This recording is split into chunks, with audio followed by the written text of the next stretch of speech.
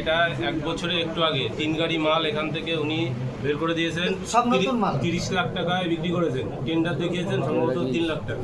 Unlisted company. 1 বছরে একটু আগের ঘটনা এটা। 1 বছর একটু আগে। স্যার আমি যে রাজু বলে যে ছেলেটার কথা বলছি, ওর গাড়িতেই ওষুধ মেডিসিন নিয়ে আসে, ওর বাড়িতে স্ট্যাম্প সব করা আছে। ও বিল করে, উনি টাকা দিয়ে দেয়। উনি বিল করে, ও টাকা দিয়ে দেয়। 4টে গাড়ির বিল কী করে হয়? এখনো তো টেন্ডারই নেই 4টে গাড়ি। এটা অনেক দিন চলছে স্যার। 30 লাখ টাকা ওটা ইনভেস্টিগেশন করলে বেরিয়ে যাবে। রাজু বলে ছেলেটাকে কিছু যদি বলি আমরা বা স্যারকে বলি, আমরা স্যারের সাথে কথা বলি, স্যার কোনো উত্তর দেয় না, শুধু ওকেই বসে। হ্যাঁ স্যার।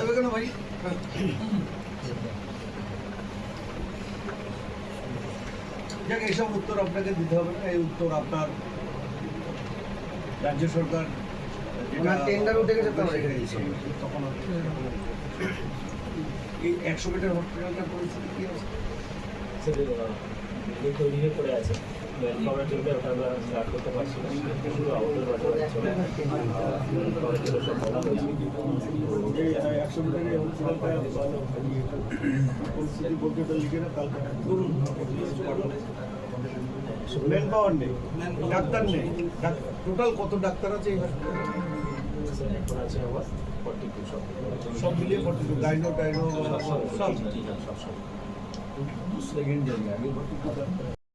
গেটটা খোলা হচ্ছে মানুষের পরিষেবার জন্য, এমার্জেন্সির জন্য, যাতে গেটটা দিয়ে মানে এই পাড়ার লোকজন সহজভাবে হসপিটালে আসতে পারে, যে এটাকে যেন বাইপাস হিসেবে ব্যবহার না করে। এই দেখার দায়িত্ব আমরা সরকারে আছি, এর দেখার দায়িত্ব কিন্তু আমাদেরও, শুধু একা হসপিটাল কর্তৃপক্ষর না।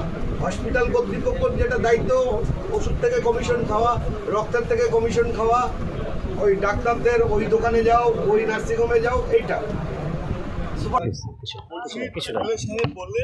হাসপাতালের বিরুদ্ধে একাধিক অনিয়মের কথা, আপনি রেসপন্সিবল, আপনি এই চেয়ারে 4 বছর আছেন, আপনি বলুন আপনার বক্তব্য।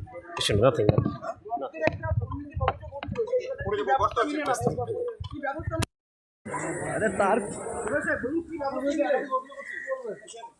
আপনার বিরুদ্ধে বারবার অভিযোগ উঠছে।